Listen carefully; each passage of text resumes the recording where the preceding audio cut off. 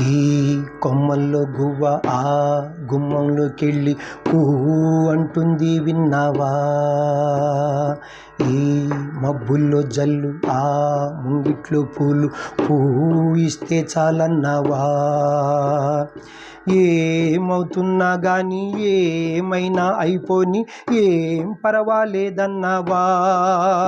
అడుగులు వేయలేక అటు ఇటు తేల్చుకోక సతమతమైన గుండె గనుక అడిగిన దానికింక బదులిక పంపుతుంది పదములు లేని మౌనలేఖ.